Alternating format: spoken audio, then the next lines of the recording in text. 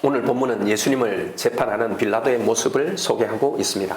빌라도는 처음에 유대인들이 예수님을 끌고 왔을 때부터 예수님에게 죄가 없다는 것을 알았습니다. 대제사장들과 장로들은 온갖 죄목으로 예수님을 고발하는데 딱 들어봐도 이게 너무 억지스러운 거예요. 전혀 말 같지 않는 그 고발에도 잠잠하신 예수님을 보고는 빌라도는 놀라워하면서 그의 무죄를 확신합니다. 아, 이 사람은 진짜 죄가 없구나. 유대 종교 지도자들이 그를 시기하여 죽이려는구나 라는 것을 압니다. 마태복음에는 또 이런 이야기가 기록되어 있어요. 예수님에 대한 재판을 고민하고 있던 그때 빌라도는 아내로부터 급한 전가를 받습니다. 지난 밤 꿈에 이 사람 때문에 내가 너무 괴로웠습니다. 그에게는 죄가 없습니다. 확실합니다. 그러니 그에게 아무 상관도 하지 마세요. 아내 말을 듣고 나니 더 찜찜해지는 겁니다. 자기가 봐도 아무런 죄가 없는 사람을 유대 종교 지도자들의 요구대로 죽이기에는 찜찜한 겁니다. 빌라도는 어떻게든 예수를 죽이지는 않으려고 노력을 해봐요. 그러나 무리들은 여전히 못박을 하고 소리를 칩니다. 분위기는 점점 고조되고 흥분한 무리들에 의해서 폭동으로 번질 위험이 느껴지자 결국 빌라도는 예수님을 십자가에 못 박도록 내어주게 되는 겁니다. 빌라도의 이 재판 이야기는 약간의 다른 정보들을 제공하면서 사복음서 모든 곳에 다 기록되어 있습니다. 사실 빌라도는 그 영적인 중요도에 비하면 성도들에게 매우 잘 알려진 인물이죠. 왜냐하면 사도신경에 동정녀 마리아와 함께 유일하게 이름이 기록되어 있기 때문입니다. 그 사도신경에 보면 예수님의 고난과 십자가의 죽으심의 모든 책임을 다 이 빌라도에게 지우는 것처럼 보입니다.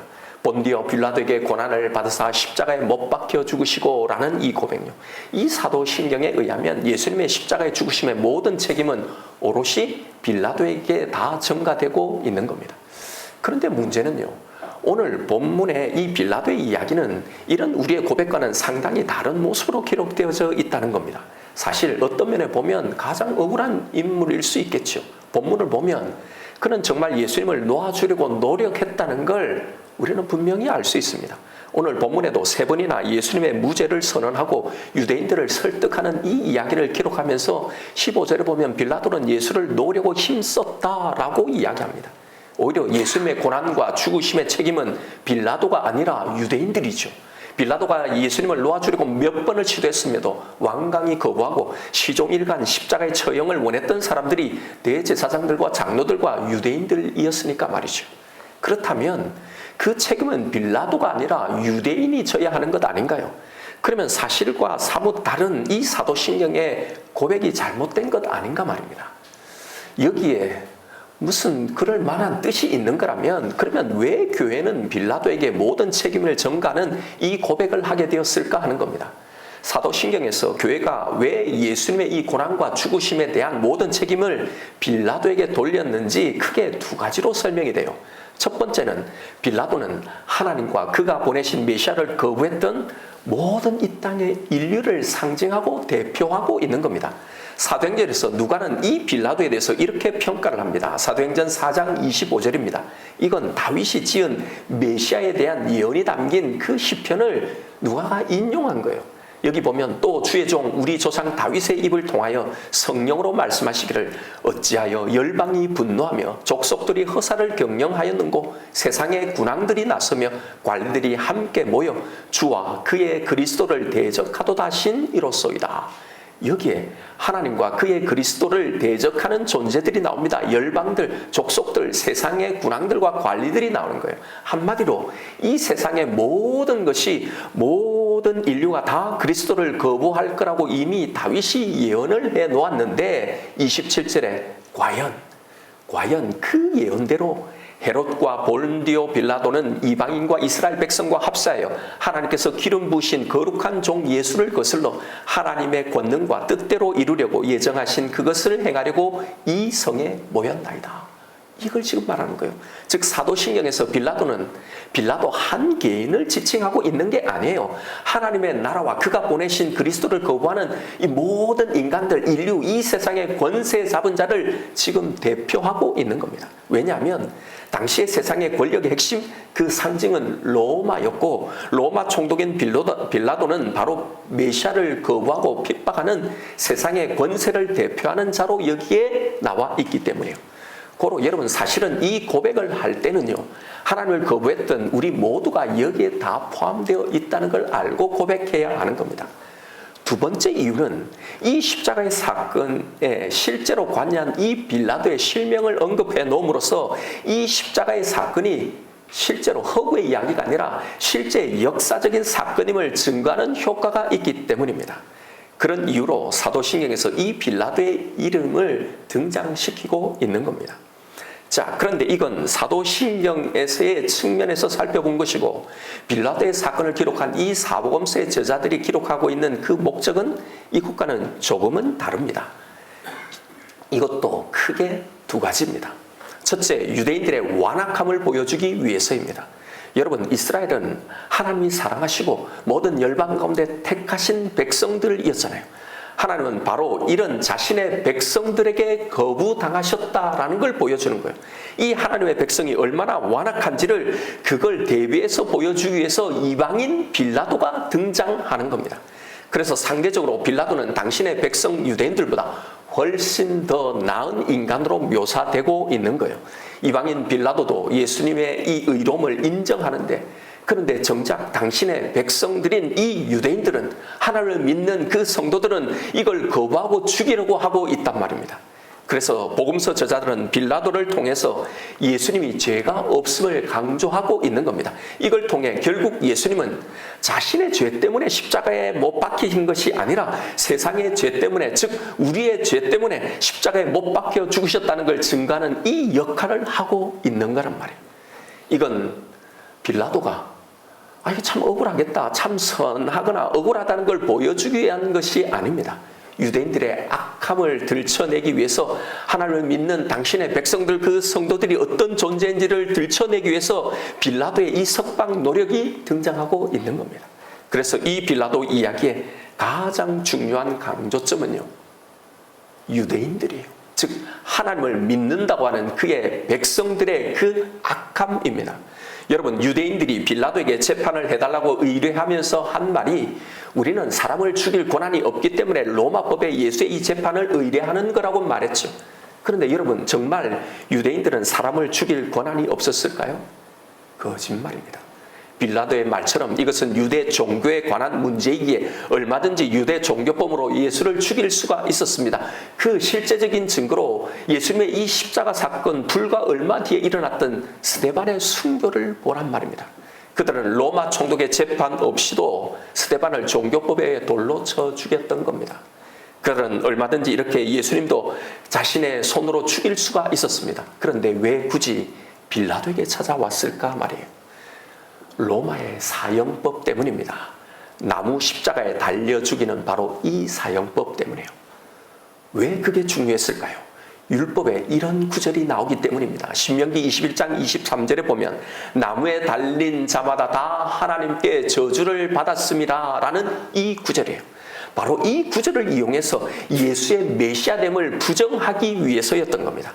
자, 봐라, 십자가에 달린 이 예수를 봐라. 이래도 그가 정말 하나님이 보내신 메시아냐? 나무에 달린 자는 하나님께 저주를 받은 거라고 성경이 분명히 말씀하고 있는데, 그런 그가 어떻게 우리의 메시아가 될 수 있느냐라고 선전하기 위해서란 말입니다. 여러분, 인간은 이렇게 죄를 짓는 데 있어서 철두철미합니다. 죄를 짓고 자신의 죄악을 합리화하기 위해서 하나님의 말씀을, 자신의 신앙을 이렇게 교묘하게 이용하는 겁니다. 이게 바로 하나님을 믿는다고 하는 선민의 모습이라는 거예요. 그들이 예수를 죽이려고 했던 결정적인 이유는 신앙적인 이유가 아니었어요. 자신들의 유익이었습니다. 이 유대인들을 통해 인간이 얼마나 악한 죄인인지, 그 사랑과 그 용서를 받을 자격이 얼마나 없는 존재인지를 보여주고 있는 겁니다. 세상이 아니에요.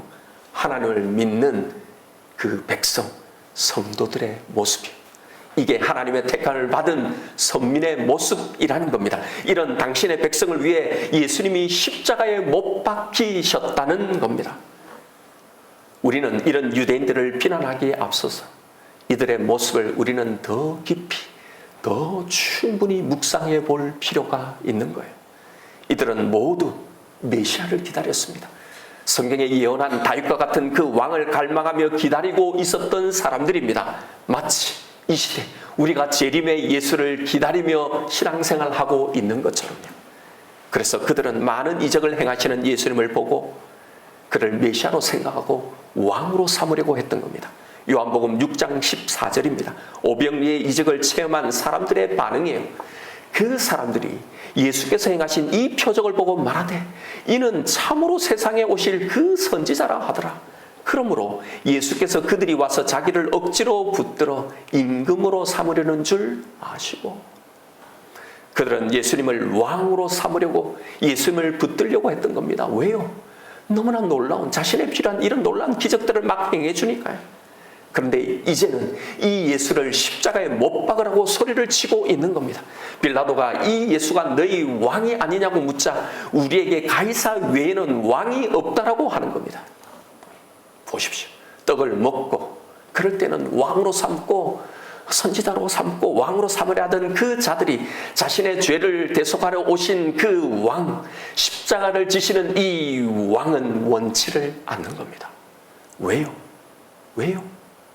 자기가 어떤 존재인지를 모르니요. 그러니 무엇이 필요한지를 모르는 겁니다. 그런 사람들이 필요한 건 떡을 주는 왕, 나의 필요를 채워주는 왕이지 내 죄를 대신해서 십자가를 지는 그런 왕은 필요치 않는 겁니다. 우리들만큼이나 천국 갈 자격이 있는 민족이 이 땅에 어디 있느냐는 거죠. 자신의 믿음을 가지고 그걸 필요치 않는 겁니다. 여러분, 이 장면을 우리는 깊이 묵상해야 합니다. 왜냐하면 오늘도 이와 같은 일들이 하나님의 백성들이 모인 이 교회 안에서도 일어나고 있기 때문입니다. 오늘날 교회 안에서 성도들이 이 예수님을, 이 하나님에게 가장 갈망하고 찾고 기대하는 것이 무엇입니까? 이 예수님이, 이 하나님이 어떤 왕이 되기를 원하는 겁니까? 십자가가 아닙니다. 떡입니다. 나를 배부르게 해주고 평안하게 해주는 그 세상의 떡이란 말이에요. 왜 그렇습니까? 내가 어떤 존재인지를 모르는 겁니다. 그러니 그런 내가 진짜 필요한 것이 무엇인지를 도무지 모르는 겁니다. 이것을 주시기 위해서 오셨고 그래서 이것을 이미 우리에게 주셨는데 내가 받은 것이 무엇인지를 도무지 모르고 있는 겁니다. 그러니 아무리 성경을 그렇게 많이 통독하고 읽어도, 그렇게 많이 예배를 드리고 그렇게 기도를 하고 그렇게 신앙생활을 해와도 하나님이 당신의 아들을 통해 이미 우리에게 주신 이 사랑, 이 은혜와 이 보호를 알지도 믿지도 못하니 여전히 하나님을 믿으면서도 여전히 이 땅의 삶이 불안하고 여전히 두렵고, 그러니 이 땅의 것에 목을 매달고 살아가는 겁니다. 그러니 하나님 앞에 나와 기도하고 바라는 건 오직 또 다른 떡일 뿐인 겁니다. 십자가가 아니라 내 문제 해결인 겁니다. 그러니 내가 이 세상을 이처럼 사랑했다, 내가 너를 이처럼 사랑했다는 이 성경의 말, 이 하나님의 말이 나에게 아무런 도움이 안 되는 겁니다. 십자가가 아니라 오직 떡만이 그걸 나에게 주는 그런 하나님만을 기대하고 그런 하나님만이 나에게 신실하고 좋은 왕, 그 신이 되고 그 하나님을 찾고 있는 겁니다. 제가 늘 말씀드리는 것이 오늘 이 시대 교회에서 하나님을 믿는 성도들에게서 가장 무시되고 있는 것이 복음이라는 사실입니다. 여러분, 그런가 안 그런가를 실제로 진짜 한번 물어보십시오. 내 죄를 용서하시기 위해 십자가를 지신 예수 그리스도, 그의 대속이 가장 무시되고 있습니다. 이 십자가의 대속은 현재 나의 삶에 내가 당하고 있는 이 문제들에 아무런 도움이 되지 않는다고 생각하기 때문에 지금 나에게 위로가 되고 안심이 되고 힘이 되는 것은 지금 나를 배부르게 할 그 떡입니다.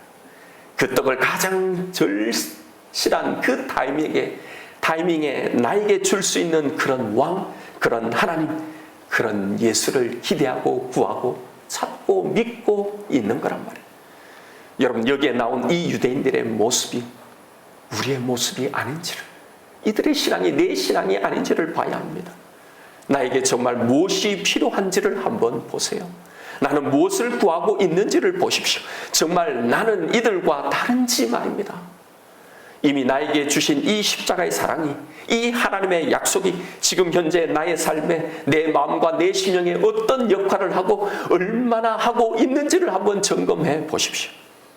이 대속의 왕이 아니라, 이 십자가를 지신 그 주님이 아니라 떡을 주는 왕, 내 기도를 들어주는 왕을 여전히 갈구하고 있지 않는지 말이에요. 왜 나는 예수를 믿는다고 하면서 이 십자가의 은혜가 가장 큰 거라고 하면서도 내 신앙, 내 믿음은 십자가, 예수님의 이 십자가로 충분하지 않는지 말입니다. 예수님은 분명히 나의 나라는 이 세상에 속하지 아니하셨다고 하셨어요. 그렇다면 그의 나라, 그의 백성인 우리 또한 이 세상에 속하지 않는 것이 분명한 것 아닙니까? 그렇다면 이 세상에 속하지 않는 사람은 이 세상의 기준에 얽매이지 않는 거잖아요. 이 세상 가치 기준에 매여 사는 사람이 아닌 거잖아요. 18장 36절을 보십시오. 예수께서 대답하시되 내 나라는 이 세상에 속한 것이 아니니라. 만일 내 나라가 이 세상에 속한 것이었더라면 내 종들이 싸워 나로 유대인들에게 넘겨지지 않게 하였으리라. 이제 내 나라는 여기에 속한 것이 아니니라. 예수님은 이 세상 나라에 속하지 않으셨기에 당신의 힘으로 이 세상의 힘과 싸우지 않으셨던 겁니다. 우리 또한 이 세상의 나라에 그래서 속하지 않았기에, 그래서 하나님의 힘, 예수님의 힘, 우리의 신앙의 힘을 빌어서 이 세상의 것과 싸우거나 이 세상의 것을 얻으려고 하지 않는 겁니다. 이게 우리의 신앙의 일이 아니란 말입니다. 이 세상이 두려워하는 것을 우리는 두려워하지 않고, 이 세상이 부러워하는 것, 그래서 그것에 목숨을 거는 것에 우리는 목숨을 걸지 않아야 하는 겁니다. 그것이 없다고, 그것이 내게 이루어지지 않았다고, 그게 그렇게 억울하고 애석하고 아쉽지 않는 겁니다. 이 세상의 평가에 좌지우지하지 않고 그것에 초연할 수 있는 겁니다. 여러분, 나는 정말 어디에 속해 살고 있는 사람인지를 점검해 보십시오. 이것이 오늘 본문에서 하나님을 믿는다고 하는 유대인들의 신앙을 통해 우리에게 말씀하시는 메시지입니다. 너의 신앙은, 너의 믿음은 이들과 과연 얼마나 다른가? 진짜 내가 내 신앙생활을 통해 내가 진짜 구해야 할 것, 내가 진짜 찾아야 할 것이 무엇인지를 알고 가십시다. 빌라도가 등장하는 또 하나의 이유가 남아 있습니다. 기분 나쁘지만 우리를 보여주는 이 이야기를 우리는 보고 들어야 합니다. 여기에 우리는 빌라도를 통해 들춰내고 있는 우리의 또 다른 모습을 볼 수 있어야 하는 거예요. 바로 이것이 빌라도의 이 이야기를 기록한 두 번째 이유입니다. 빌라도 자체가 던져주는 그 메시지가 있기 때문이에요.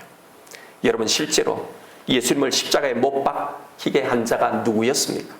그 책임은 유대인들에게만 있는 게 아니죠. 그 일에 유대인은 직접적이고 적극적으로 가담했다면 빌라도는 소극적이지만 간접적으로 이 일의 공범이었던 거예요. 빌라도는 예수님에게 죄가 없다는 걸 확실히 알았습니다.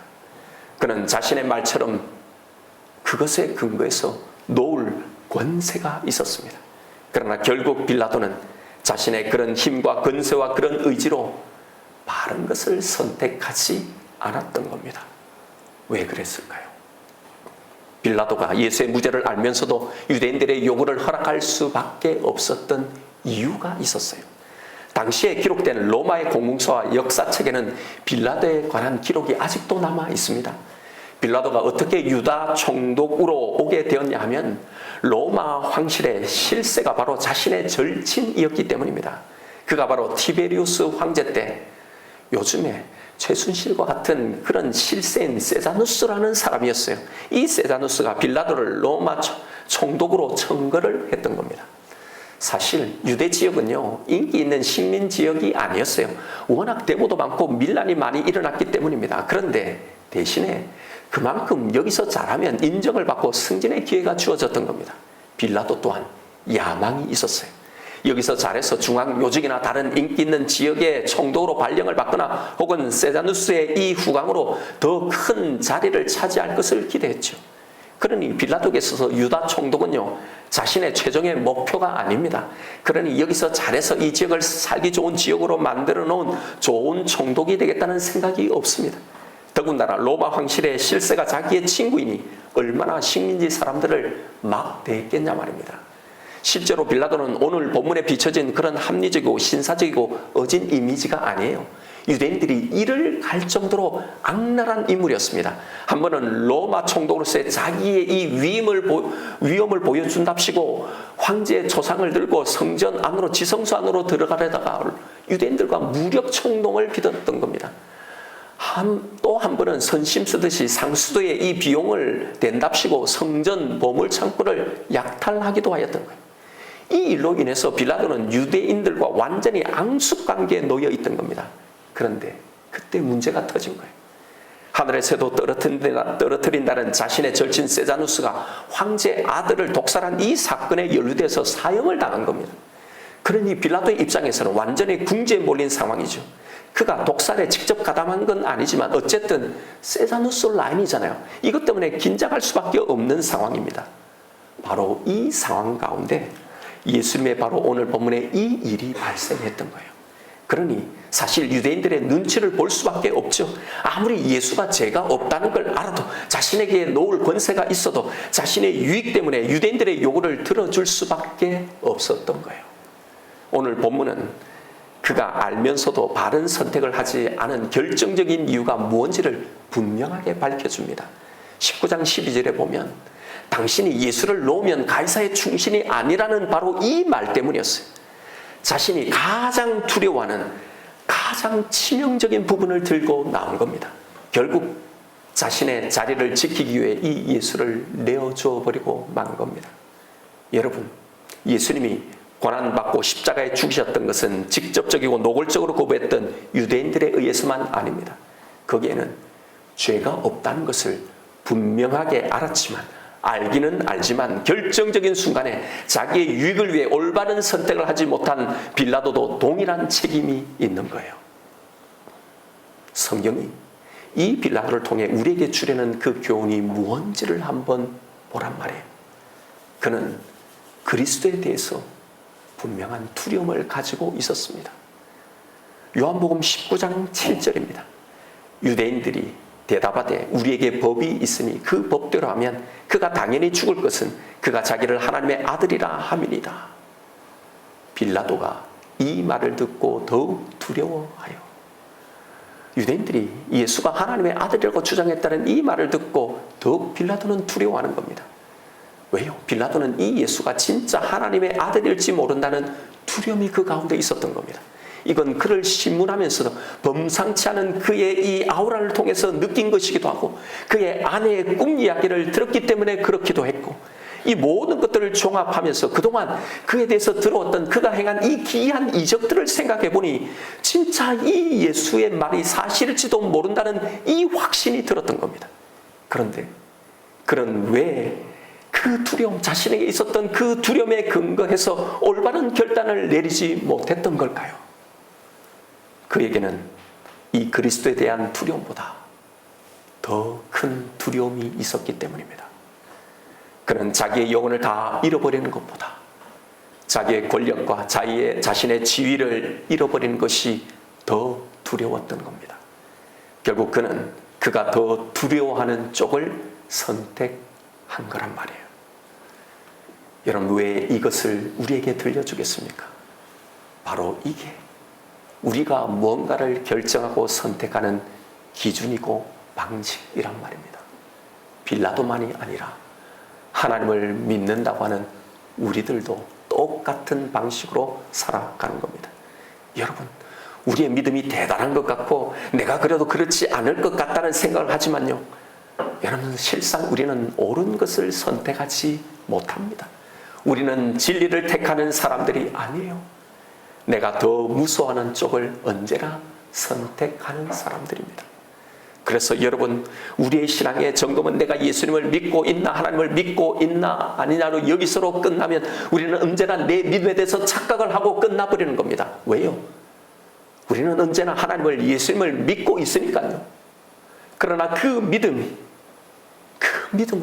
내가 정말 무엇을 진짜 신뢰하고 있는지, 내가 무엇을 가장 두려워하고 있는 걸, 이게 무엇이냐는 이 질문 앞에서 우리의 믿음, 우리의 신앙의 실체가 드러나는 겁니다. 내가 정말 두려워하고 있는 것이 무엇인지를 한번 점검해 보십시오. 내가 정말 다 잃어버려도 이것만 있으면 된다고 생각하는 것이 정말 나의 구원인지를, 나는 진짜 그렇게 믿고 생각하는지를 물어보시란 말입니다. 여러분, 우리도 어쩌면 빌라도처럼 믿고 있는지 모릅니다. 우리도 빌라도처럼 하나님이, 예수님이 전능하시다고, 신실하시다고, 선하시다고, 그가 하는 것이 모두 다 옳다는 걸 우리는 분명히 압니다. 우리도 빌라도처럼 세상에 하나님이 좋으신 분이라고 전도하고 변호해 줄 수 있습니다. 분명히 세상에 웬만한 것보다 그분들을 우리는 더 두려워하고 있기도 할 겁니다. 그러나 하나님이, 예수님이 내가 가장 두려워하는 분, 가장 신뢰하는 분이 아니라면 우리는 언제나 항상 빌라도와 같은 선택을 하며 살아간다는 사실입니다. 아무리 내가 믿는다고, 믿고 있다고 그렇게 말할지라도 말입니다. 언제나 우리는 하나님보다 내가 더 두려워하는 걸 선택하며 살아갈 것이기 때문입니다. 아니, 실제로 그렇게 하며 살아가고 있잖아요.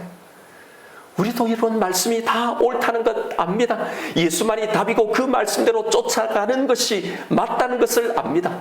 그러나 결정적인 순간에 실상은 그렇게 살지 못하잖아요. 이게 믿고 있는 우리의 실제 모습이잖아요. 이게 우리의 믿음의 진짜 실체잖아요. 내 자리가 위협을 받으면, 내 지위와 내 수입이, 내 평안함이, 내 계획과 내 목표가 위협을 받으면 우리는 알면서도, 내 필요를 따라선 알면서도 결국은 내 필요, 내 유익을 위해서 선택을 하고 있지 않습니까? 내가 더 두려워하는 걸 선택하는 겁니다. 이게 우리의 믿음이라는 거란 말입니다. 성경이 이걸 우리에게 말해주고 있는 겁니다. 여러분, 알고 있다고, 말씀에 동의를 한다고, 말씀에 머리를 끄덕거리고 아멘을 한다고 믿는 게 아닙니다. 결정적인 순간에 알고 있는 그대로, 내가 믿고 있는 그대로 바로 그것을, 그 길을 선택하고 걸어가지 못한다면 진짜 믿는 게 아니란 말입니다. 그러니 보십시오. 우리는 진짜 믿고 있습니까?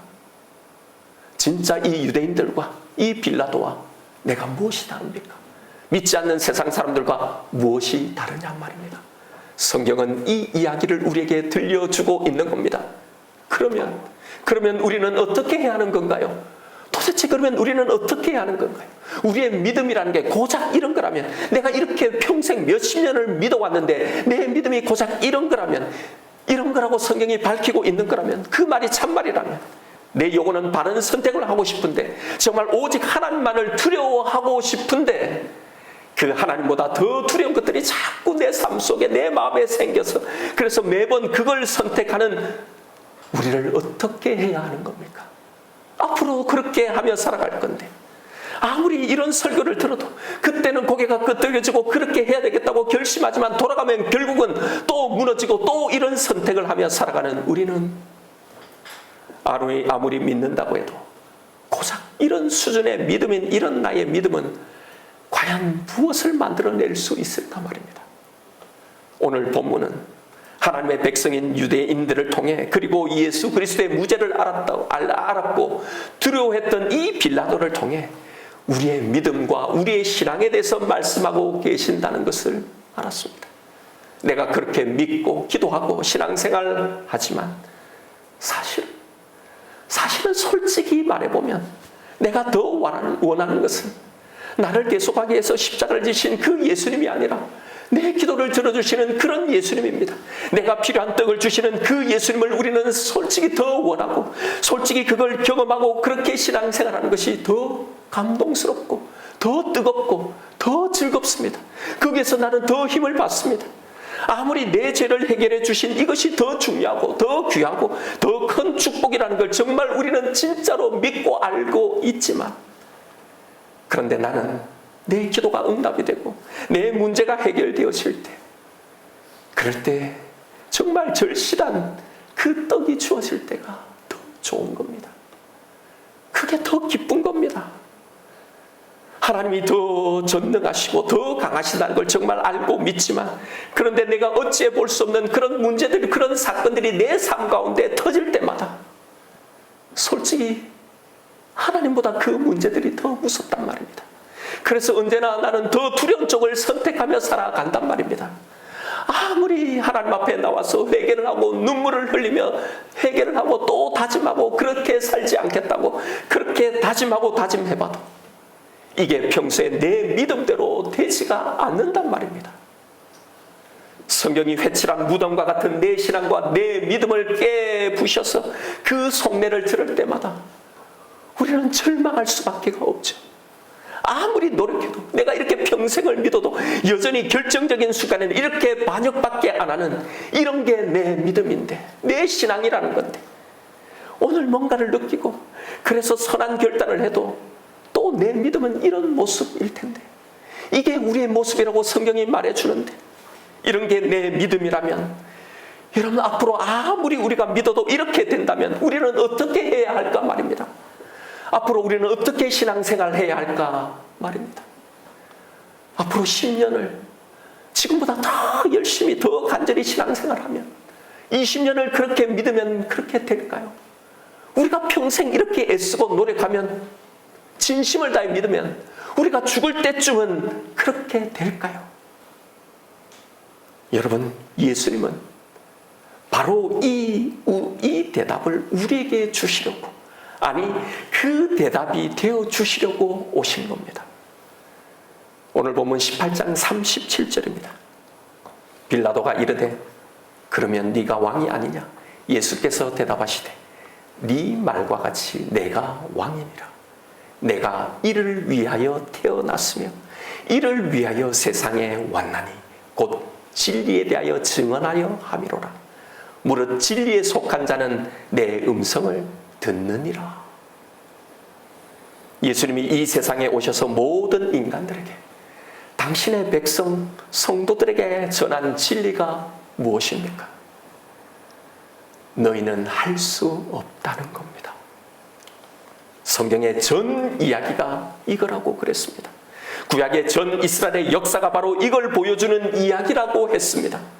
당신의 백성 이스라엘에게 율법을 목숨처럼 여기고 그걸 지키려고 노력했던, 그래서 그것이 자신의 의가 되어 있었던 그 사람들에게, 그래서 우리는 저 이방인들과 달리 그래도 구원을 얻을 자격이 있다고 믿고 있었던 그들에게 전한 그 진리는, 그들이 그렇게 믿고 있었던 그 알량한 그 의의 실체, 그 믿음, 그 신앙의 실체가 뭔지를 먼저 확인시켜 보여주는 일이었던 겁니다. 너의 믿음의 실체, 너의 신앙이라는 그 실체, 그렇게 쌓아올린, 평생을 쌓아올린 너의 의라는 게 어떤 것인지를 말하는 거였어요. 고로 여러분, 진리의 선언은 너의 그런 믿음, 그런 의로는 너를 구원하지 못한다는 거였어요. 그래도 내가 이렇게 믿어왔는데 조금의 도움, 조금의 가산점이 되는 것은 아니냐는 주장을 완벽하게 기각하신 겁니다. 그러면 이게 성경의 선언이라면 우리는 어떻게 해야 하는가요? 그러면 우리는 이제 뭘 어떻게 믿어야 하는 겁니까?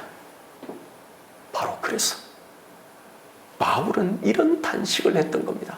오라 공고한 자로다. 나를 이 사망의 몸에서 누가 나를 건져내랴. 이 단식이요.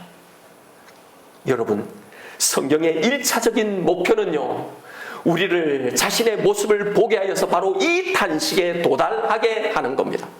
성경은 우리의 믿음을, 우리의 실력을 키워서 뭔가에 도달하라고 하는 게 아닙니다. 철저한 자기 가능성의 파괴예요. 자기 부인인 겁니다. 여러분, 제발 성경이 말하는 대로 내가 어떤 존재인지, 내 신앙, 내 믿음이 어떤 것인지를 제발 보십시오. 그래야 우리는 오직 하나만을 소망하게 됩니다. 그렇게 바울이 발견한 그 진리의 해답, 그것이 바로 예수 그리스도였어요. 그래서 그는 우리 주 예수 그리스도로 말미암아 하나님께 감사하리로다라는 고백을 했던 거예요. 예수 그리스도가 답이라는 걸 발견했던 겁니다. 그래서 그는 이 예수 그리스도를 붙들고 평생의 승리를 하며 살아갔던 거예요.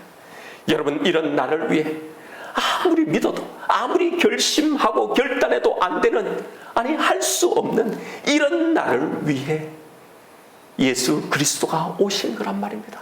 내가 이를 위해서 태어났고 이를 위해서 이 땅에 왔다라고 말씀하신 겁니다. 이제는 내가 할 수 없어도 그래서 내가 아무리 노력해도 안 되어도 나의 어떠함과 상관없이 된 겁니다. 왜요? 예수 그리스도가 오셨기 때문에. 이제 그리스도 안에서 우리의 불가능이 완전히 완벽하게 다 해결이 된 겁니다. 이 은혜를, 이 축복을 다 이해하지 못하는 분들에게 어떻게 이걸 설명을 해야 할까요? 아무리 고민해봐도 이걸 깨닫고 알게 할 설명이 없는 겁니다. 이건 성령님이 깨닫게 하시지 않으면 불가능한 겁니다. 여러분, 그러니 이 진리를 사모하십시오. 이 진리를 알게 해달라고 간절히 기도하십시오.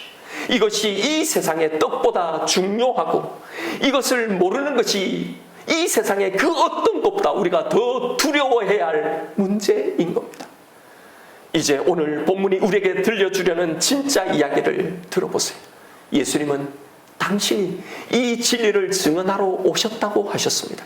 그러자 빌라도는 진리가 무엇인지를 묻습니다. 38절입니다. 빌라도가 이르되 진리가 무엇이냐 하더라. 그는 분명 예수님에게 진리가 무엇인지를 물었습니다. 그런데요, 그 다음 그가 한 행동을 보십시오. 이 말을 하고 다시 유대인들에게 나아가서 그는 진리가 무엇인지를 물었지만 그는 정작 그 진리에 대해서 들으려고도 관심을 가지려고도 하지 않았던 겁니다. 그가 급한 건 이 문제를 해결하고 내 자리를 보존하는 것이었습니다. 여러분, 이것이 오늘 이 땅의 대부분의 성도들의 이 진리에 대한 반응이라는 걸 아시나요? 성경에 소름 돋을 정도로 정확한 이 지적을 우리는 그냥 넘어가서는 안 되는 겁니다. 성경이 우리에게 전하는 이 진리, 예수 그리스도의 십자가를 통해서 우리에게 선언하는 이 진리가 무엇인가요? 우리를 이 영원한 두려움의 저주에서 구원할 그 방법은, 이 단식에서 우리를 구원할 그 유일한 방법은 오직 예수 그리스도의 십자가의 대속을 통한 하나님의 용서밖에 없다는 거잖아요. 이것이 너에게 가장 필요한 것이고, 이것이 네가 가장 두려워해야 할 문제이고, 다른 것을 다 잃어도 이것이 너에게 가장 귀한 것이라는 걸 말씀하고 있는 것 아닌가요? 그런데 성도들은 이 진리에 관심이 없습니다. 더 급하고 더 두렵고 더 필요한 것에 언제를 빠릅니다. 이 진리보다 지금 당장의 필요, 지금 당장의 문제가 해결되자면 안 된다고 생각하는 그 문제들의 해결에 더 급한 겁니다. 그래서 우리는 지그시 이 진리 앞에 앉아 이 진리를 묵상하는 대신에 여기서 해답을 얻고 여기서 살아갈 힘과 그 위로를 얻는 대신에 다시 내 필요를 향해 급히 나아가는 겁니다.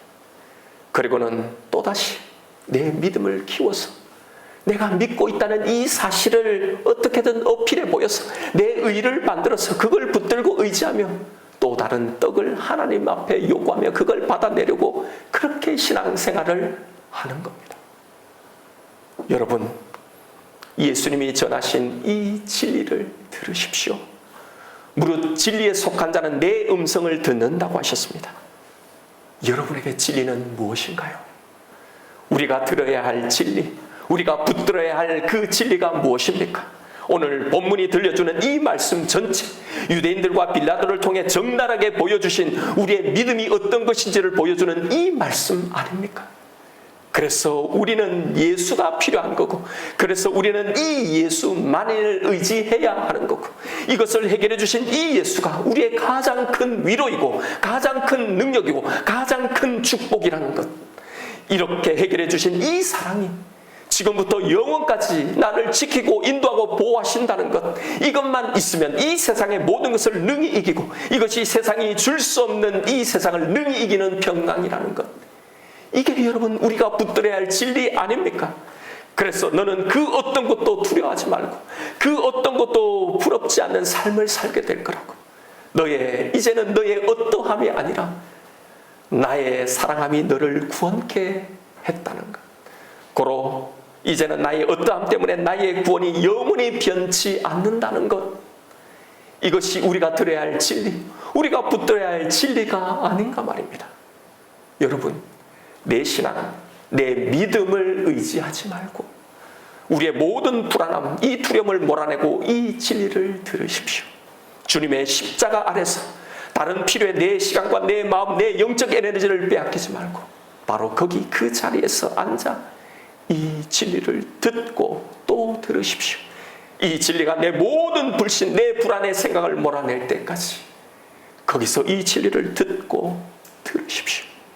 다른 것에서 해결을 찾지 말고 하나님이 주신 이 해결, 그 근원적인 해결, 다시는 우리를 두렵게 하지 못하게 만들 이 진리를 듣고 이걸 믿고 이걸 누리는 일을 하십시오. 예수님은 바로 이것을 위해서 왔고 그가 오셔서 우리에게 주시려고 했던 이것을 누리는 일이 예수를 믿는 일입니다. 이제 오직 이 진리가 우리의 신앙의 목표가 되고 이 진리를 이제는 누려나가는 저와 여러분 우리가 되기를 주님의 이름으로 축원드립니다. 이 시간 오늘 주신 말씀 붙들고 우리 기도하십시다. 오늘 성경의 이 말씀을 통해 하나님이 우리에게 무엇을 선언하고 있는지를 잘 바라보십시다. 나는 과연 언제든지 내 필요에 따라 예수를 왕으로 삼으려 했다가 그게 안 되면 십자가에 못 박으라고 외쳤던 이 유대인들이 나라는 것을 예수가 무죄하다는 걸 알면서도 그를 두려워했으면서도 더 두려운 걸 선택하여 예수를 내어준 빌라도가 이것이 바로 내 신앙의 수준, 내 모습이라는 걸 나는 언제쯤 진심으로 알게 될까요? 내가 아무리 결심하고 결단해도 결국 나에게 떡이 더 중요했던 거고 결국 하나님보다 내가 잃어버리게 될 그것을 더 두려워했다는 것. 그래서 나는 결국 진리를 택하지 않고 언제나 나의 이익을 택하고야만은 이게 내가 그렇게 자부하고 내세우는 그 알량한 내 믿음이라는 걸 언제 나는 진심으로 알게 될까요? 우리는 결코 그럴 능력이 그걸 선택할 수 있는 존재가 되지 못한다는 사실. 그러니 여러분 이제 오라 나는 공고한 자로다 이 사망의 몸에서 누가 나를 건져내려는 이 탄식에 도달하십시오. 거기에 도달하십시오. 그래서 오직 예수가 필요했던 겁니다. 그래서 그 예수가 오셔서 이런 우리를 구원해 주신 겁니다. 이런 자격 없는 나를 용서하시고 그런 나를 사랑하시고 영원히 지키시고 보호하시겠다는 것이 예수가 우리에게 전한 그 진리였습니다. 우리는 언제쯤 이 진리가 우리의 가장 큰 위로가 되고 가장 큰 능력이 되고 가장 큰 복이 될까요? 여러분 내 믿음을 믿지 말고 예수를 믿으세요. 예수는 내가 처음 믿을 때 그때만 그 믿음이 필요한 것이 아닙니다. 내가 신앙생활하고 내가 믿음 생활을 하면 할수록 더 귀한 분으로 더 소중한 분으로 내 믿음의 실체가 내 신앙의 수준이 어떤 것이 밝혀질 때마다 그 예수의 은혜가 더 크고 더 고맙고 그것이 나에게 가장 큰 복이라는 걸 우리는 더 고백하며 살아야 하는 겁니다. 여러분 우리의 신앙생활은 이 진리를 믿는 겁니다. 그래서 가면 갈수록 더 감사하고 더 고마운 겁니다. 이 진리가 지금 내 두려움, 내 염려, 내 불안과 내 우울함에 대한 가장 완벽한 답인 겁니다. 그러니 교회에서, 설교에서, 예배에서, 기도에서, 성경에서 이 진리를 들으십시오. 계속 들으십시오. 그것이 참으로 내 능력이 될 때까지요. 이 진리를 듣기를 여기에 집중하지 못하도록 방해하는 내 당장의 필요와 내 두려움들과 싸우면서 이것을 듣고 들으십시오. 이 진리를 들을 귀를 달라고 간구하십시오. 이 시간 기도하십시다. 하나님 이제 이 진리의 음성에 귀 기울이게 주옵소서. 나에게 들을 길을 허락하여 주옵소서. 그래서 하나님 예수를 믿으면 믿을수록 이 예수 그리스도가 나에게 더 귀한 분으로 나에게 더 감사한 것으로 나에게 그 어떠한 복보다 큰 것으로 나에게 가장 큰 능력으로 나에게 자리 잡게 하여 주옵소서. 이제 이 진리의 능력을 경험하게 하여 주옵소서. 이 시간 나에게 주신 말씀이 있을 것입니다. 우리 이 말씀 붙들고 나같이 주님 앞에 기도하며 나아가십시다. 하나님이 우리에게 들려주시는 내 신앙의 실체, 내 믿음의 실체를 보게 도와주옵소서. 하나님, 우리는 예수 그리스도의 믿음이 가장 강렬했던 때가 예수 그리스도를 처음 믿을 때였습니다. 그때뿐이었습니다. 그리고 그 이후로는 내가 당신을 믿었던 그 믿음을 의지합니다. 내가 믿었다는 그 사실을 신뢰합니다. 하나님, 그러하기에 이제 나에게 필요한 건 십자가의 대속이 아니라, 그 은혜가 아니라 나의 배고픔을 채워줄 떡이었습니다. 나를 더 두렵게 하는 그 문제를 빨리 해결하는 것이었습니다. 그렇게 예수를 믿어온 우리는 결국은 내가 배부르지 못하고 내가 두려워하는 것들 속에서 살아가는 신앙생활을 할 뿐입니다. 그러나 주님이 우리에게 주신 이 진리, 우리에게 이루게 하신 그것은, 이것에 대한 온전한 자유, 이것을 넘어서는 진리였습니다. 그러하기에 하나님, 예수가 필요했던 건 내가 처음 예수를 믿었을 때, 영접할 때 그때가 아니라 그 이후로부터 더욱더 강렬해져야 하는 것이었습니다. 하나님을 믿는다고, 예수님을 믿는다고 하지만 그것을 선택하지 못하고 내 두려움과 내 떡을 선택하고 있는 내 믿음이 발견되어질 때마다 이런 나를 위해서 이 땅에 오신 그 예수가 섬기면 섬길수록 더 귀한 주님이었습니다. 믿으면 믿을수록 이 은혜가 더 귀한 것이어야 했습니다. 그래서 이 소망 안에, 이 능력 안에 우리는 주님이 주시는 그 참다운 행복을 누리며 살아가야 했습니다. 주님, 우리는 이 진리를 떠났습니다. 이 진리에 관심을 가지지 않았습니다. 주님, 내 신앙을 주님의 말씀 앞에 다시 세우게 도와주옵소서. 내가 진짜 들어야 할 그 진리, 내가 진짜 붙들어야 할 그 진리, 내 신앙이 내용이 되어야 할 그 진리가 무엇인지를 이제 알고 나가게 도와주옵소서. 이런 나를, 그 예수를 십자가에 못 박으라고 말하던 그 유대인들과 아무 다를 바 없는, 그 자신이 두려운 것을 선택하며 갔던 이 빌라도와 아무것도 다를 바 없는, 이 세상에 믿지 않는 자들과 아무 다를 바 없는 바로 그런 나를 위해 이 땅에 오신 예수 그리스도를, 이제 그 진리를 듣게 도와주옵소서. 이 진리만을 붙들며 나가게 도와주옵소서. 그래서 처음 예수를 믿었을 때보다 내가 믿으면 믿을수록, 섬기면 섬길수록 더 주님이 귀하게 도와주시고, 그 주님을 더 감사하고 더 사랑하게 도와주시고, 이것에서 내가 살아갈 힘과 그 용기를 더욱더 더 크고 강하게 얻어나가는 우리의 신앙의 삶이 되게 도와주옵소서. 하나님, 우리에게 들을 길을 허락하여 주셔서 이 진리에 도달하게 하여 주옵소서. 감사하며 예수 그리스도 이름으로 간절히 축복하며 기도하옵나이다. 아멘.